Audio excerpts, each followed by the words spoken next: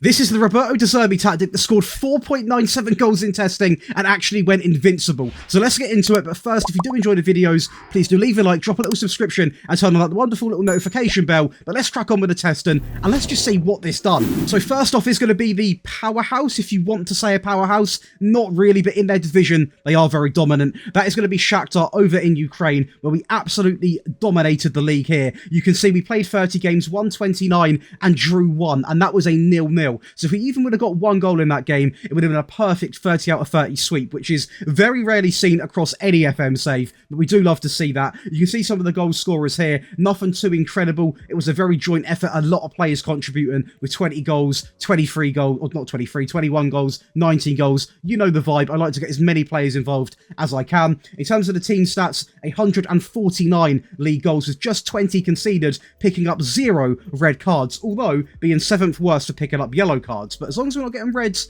that's all that matters. We also won the Ukrainian Cup against Zerbi, obviously making it a double winning season. Not the best display when it comes to the actual European football, but we weren't really expecting to win that with this team. But let's go over now to the league stats. So in terms of the league stat, guys, this is where things get really attractive, because we're going to be looking at most points per game at 2.93, most goals at 149, most shots for at 638, fewest shots against at 123, most possession is absolutely incredible here at 66%, and the last one we really dominate in is going to be this stat here, fewest conceded, coming in at 20, a very, very dominant season. This is where the stats don't lie. 4.97 goals a game, 0.3 off 5 goals a game. Now, I know it is a very sort of, you can score a lot of goals in this league, but honestly, if you're playing as any sort of powerhouse in your respective league, or you build up a very good team, these are the stats you're going to get. So I like to include them, because I know a lot of people, especially at this time of the game, are playing as well-established teams, so this is what you can expect. In terms of conceded, we're looking at 0.67, over 21 shots a game, and basically, I'm going to round it up,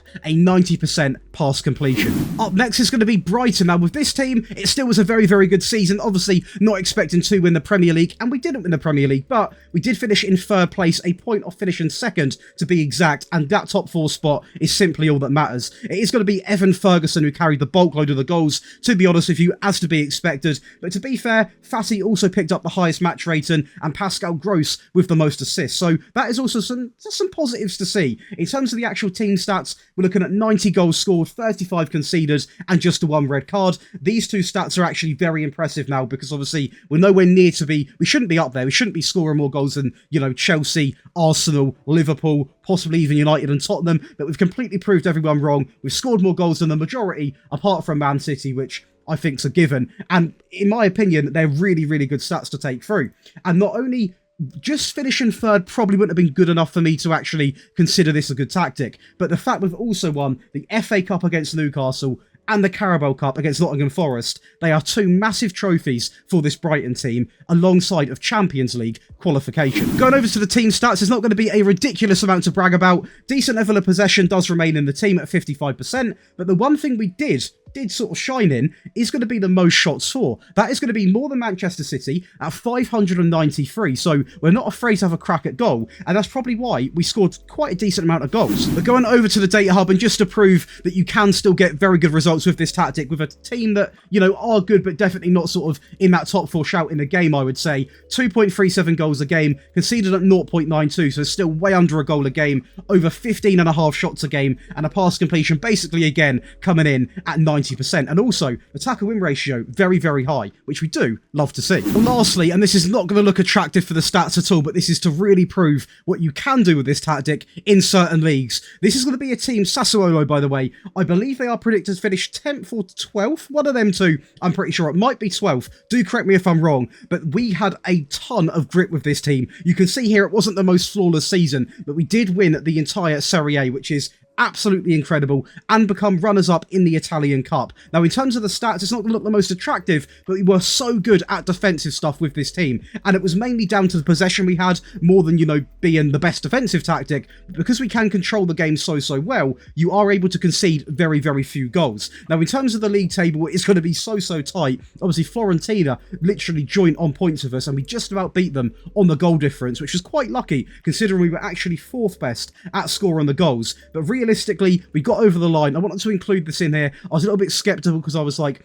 the stats aren't going to look that great, but when you are winning league titles with a team predicted to finish down here where Lazio are, or possibly even where this team are, you have to include it because surely that goes for something. And of course, we're going to get some goals on for you. This is going to be an 8-0 win right now, which is an absolute stampede, and let's just say that. As we get things quite early going inside of 10 minutes, the amount of goals you're going to see from this team and the variety of the way that they come is absolutely incredible. The great thing about this is we're not afraid to shoot. As you can see there, Connor Pleer coming in with an absolute elegant shot from the edge of the box. So we're going to go down the line here and look at the plays in the box. There's several options, and what I like about this in the midfield, the way that it works, we've got so many options from midfield players here. We've got a great option on the edge here. We've got a player here. It's going to be interesting to see where this ball actually goes. He's going to go solo, actually, which was not what I was expected at all. But we are going to take it, and it's always good to see the passing options that are going to be available while using this tactic. And this game was pretty much done at this point, to be honest with you. But do you know what? We thought, let's just score some more goals. The people love the goals, as Traore nets well.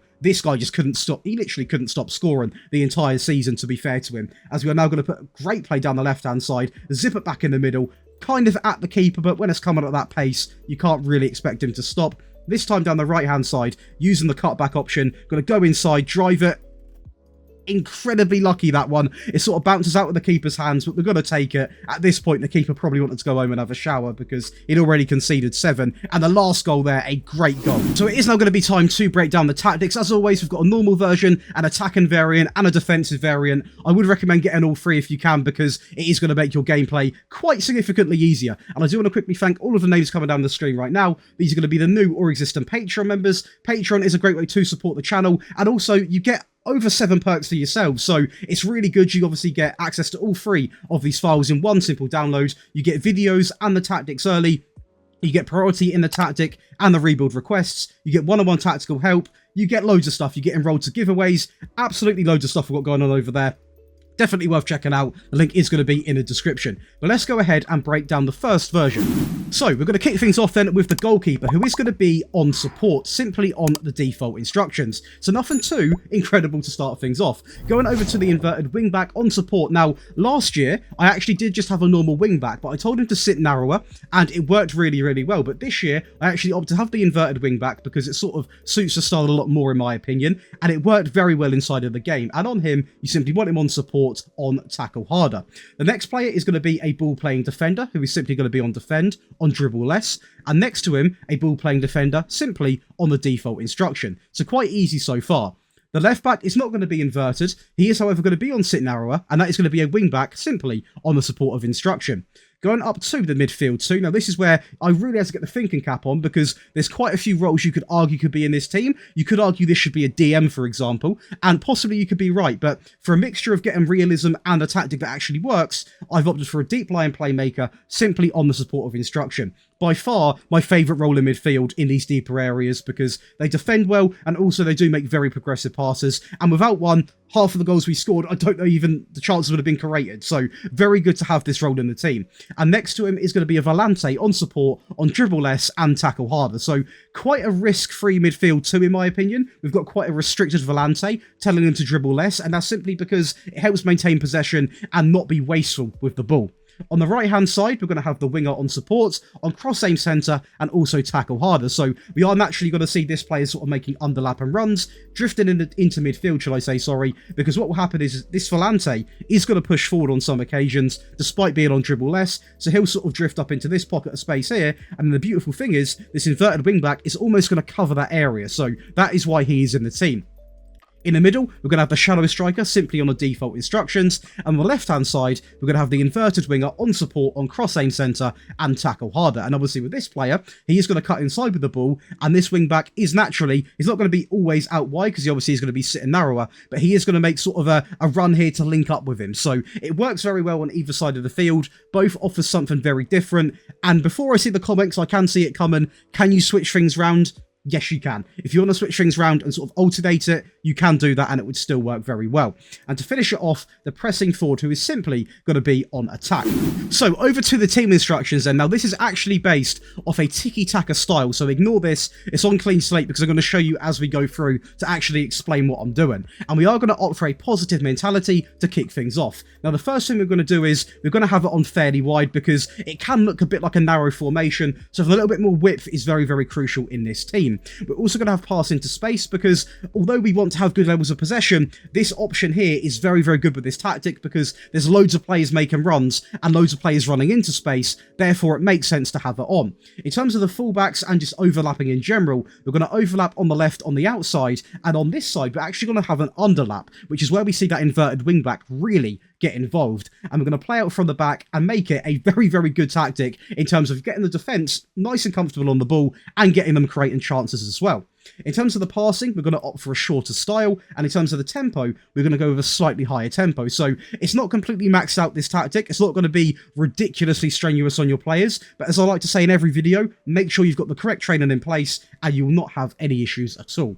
And to finish it off, it might be a bit of a surprise considering the amount of goals we scored with Shakhtar, but we are going to go be more disciplined, and this is essentially just to create higher quality chances, not be overcommitted to attacking, not be overcommitted to anything really, and just a balanced tactic, to be honest with you guys. And honestly, one thing I want to say is with the teams like Brighton, Sassuolo, possibly when you are playing with a team like this, simply just leave this unmarked because we would have scored a lot more goals without it, to be honest with you. But then I'm not sure if we would have been as consistent with the results. So that's something you guys can trial out. But definitely if you're playing with like a top team, having this on does not affect you at all. And just makes you not be as wasteful and as rushful with the ball. Over to the in transition tab, we're actually going to have counter press on and counter, something you're probably used to seeing on majority of the tactics this year and last year, to be honest with you, as we're going to distribute to the fullbacks and the centre-backs while taking short goal kicks. Obviously, this is very key because we are a ball-playing team, from the back that is, so it makes complete sense to get them involved while taking the short goal kick. Now, going over to the out of possession tab, we're going to knock this line a little bit up here, so he is going to be on standard and also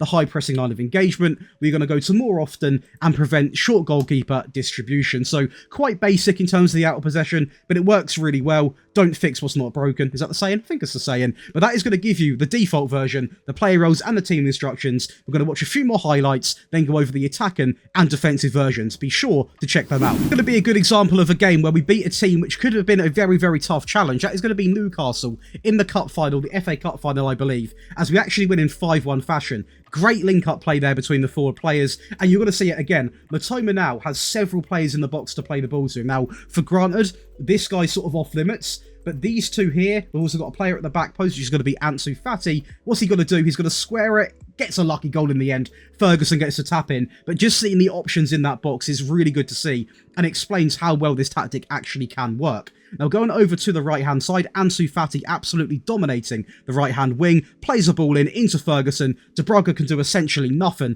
Great ball in, great play, and Ferguson was really firing on all cylinders this season. Absolutely incredible. They do get a goal. I'm gonna show it. I'm gonna include it. I'm not gonna hide from the fact they get a goal. To be honest, that pass there completely wiped out our midfield, and it was quite an easy finish for Isaac. But the key thing is here, we didn't bottle it, we come back and we absolutely killed off the game, obviously, in what ended a 5-1 fashion. As now it's going to be a great pass from Lamptey into Ansu Fati, ball in the middle to Prugger. I've noticed that with this game. Let me know in the comments, if you put a cross near the near post, the keeper really can't deal with it. It seems to be a very big weakness in this game at the moment for the goalkeepers. As Pascal Gross plays it off to Dahoud, and that I was not expecting. I must admit, I did simulate this final. I did play the semi-final. I simmed the final, and I was not expecting Dahoud to finish that. But great play there from Dahoud into Pascal Gross, into Matoma, and again, it's absolute dominance. Right then, guys, so let's go over to the attacking variant. I do want to quickly say, if you are enjoying the video so far, please do leave a like on it. It does mean the absolute world, and it helps the video get found in the algorithm. But let's go ahead and talk about it. So, we're going to have the sweeper keeper, who remains exactly the same. In fact, the entire back line is going to remain exactly the same, just to save you guys some time and worry. Going over to the midfield, the deep line playmaker remains exactly the same. The Volante does change a little bit. He remains the same role, but obviously he does switch to attack, and he now is going to move into channels and get further forwards and naturally be a lot more of an attacking presence. The winger on the right is now going to be on attack, the shadow striker remains exactly the same, and the inverted winger on the left also goes to attack. And the big change, one change I've not even talked about, is going to be pushing that pressing forward to an advanced forward who's going to make runs in behind and shoot more often. Now, this tactic obviously is going to be the same shape, but a lot of changes are going to come in with the player roles. It's a lot more attacking minded, and this is simply to be used against smaller teams, and if you're desperate for a goal, if you go 2-0 down, 1-0 down, you got 10 minutes to play, you want to sort of really push things up, this is going to be the tactic that can get you a goal. And trust me, the team instructions, you're going to see even more change. So let's get into them. So the team instructions is going to be a positive mentality. We didn't decide to go attacking in the end because we've made quite a few attacking changes anyway in terms of the player roles. This is going to remain the same. This is going to remain the same. The only change is going to be from disciplined to expressive. So now we are going to use that expressive mindset, really try and get stuck into the game because at the end of the day, we're desperate for a goal. In transition, there's going to be one simple change. Can you spot it? You probably spotted it already. That is going to be distribute quickly. Now, the reason why this is on is, again, because we are trying to go attacking. We're trying to actually get back into a game, so we want to get the goalkeeper moving things as quickly as possible. Now, if you are playing this tactic from the get-go, from literally the start of the game, you don't need this on necessarily. So if you are literally loading into a game against a really small team you want to absolutely batter, don't have that on because it's not needed. Now, in terms of the out possession, there are going to be a couple of changes. The higher line is going to get brought out just to push the team up the field a little bit, and we are also going to max out the trigger press just to make it a lot more aggressive. Now, over to the defensive variant, it's going to be sort of the opposite. This is going to be the tactic you use to defend a game out. I wouldn't actually recommend going into too many games like this because this is purely designed really for the last sort of 10-20 minutes, so when you basically want to shut up shop and guarantee a victory. So the goalkeeper remains the same. The inverted wing back now drops back to a defensive role on tackle harder. The ball playing defender is simply going to be on dribble less. Alongside of him, dribble less as well. So a very risk-free back line here. And also the wing back is going to drop to defend on sit narrower. Essentially, I want this back four just to defend, not to get involved. The two in midfield is going to be a DM on defend, on take fewer risks and tackle harder. A very good defensive, risk-free option in midfield. And this player here is simply to pick up the ball and lump it forward if he needs to, for example, or simply play it side to side. So this role here never really is going to be affected in the team. The winger drops back to support. I think that's going to be pretty common sense because we definitely don't want him to be too attacker-minded. We actually get rid of the shadow striker and bring in an advanced playmaker on support, on pass it shorter and hold position. Essentially, I want this player to hold this position anywhere around here and pass it shorter side to side and maintain possession. We've gone down that path of obviously playing a lot more of a possession-orientated style to simply run the clock down.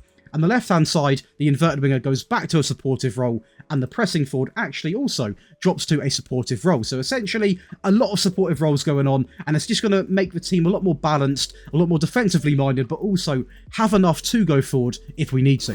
Right, now over to the team instructions. It is going to remain on a positive mentality, just to clarify, because balance felt a little bit too negative, in my opinion, and there are going to be some changes. So the first one is going to be, for example, the tempo is going to drop to standard because we're not going to be as aggressive now. We're not going to overlap or underlap because we don't want the fullbacks getting too attacking, and we are going to be more disciplined. And this comes in because if we do get up the field to a decent point, get the ball in the box and try and get a scrappy goal. It sounds negative, but at the end of the day, this is majority of the chance of getting the goals. When you're this defensive, you need to get the ball in the box and just hope. That is simply it. You might get a goal from it, you might not, but having that on definitely does help. In terms of in transition, there are going to be a couple of changes. We're still going to counter press. We're not going to counter or necessarily hold the shape, so we're going to leave that blank. In that scenario, we're going to slow the pace down when the goalkeeper has got the ball, and we're going to remain playing to the fullbacks and the centre-backs while taking short goal kicks. And in terms of the out of possession, we're going to go back to that standard line, still remain with the high press and line of engagement, slightly more often on the trigger press, prevent short goalkeeper distribution, and also stay on feet. So a lot more disciplined, a lot more sort of soak up the pressure when we have the ball, pass it around. If there is a chance to get the ball in the box, please do it. But obviously, this is set up purely to defend. And that, guys, is going to give you 3 variants of De Zerbi's 4-2-3-1. Now, obviously, as all my tactics are at the moment, they are the beta version. So when the actual game comes out, I will be remaking these tactics in case there's anything that you guys didn't like or I can improve it in any way. But these are very good beta tactics, and I would recommend you download all of the ones I have because so far we've got a lot of good feedback on every single one. Now, before I see the comments, I can see it coming. Is this better than the 4-2-3-1, the brilliant 4-2-3-1? Completely different style, so I can't really compare the two. Simply download both, see which one works best for you, because each save is going to be very different. But if you have enjoyed today's video, please do leave a like, drop a little subscription and turn on notifications, and I'll see you boys in the next video. And if you guys did enjoy today's video, here are going to be a couple more videos I'm sure you're going to love. Down here, you're going to see my previous video, and here is going to be a video I personally recommend for you guys to check out. Trust me, you're going to love it.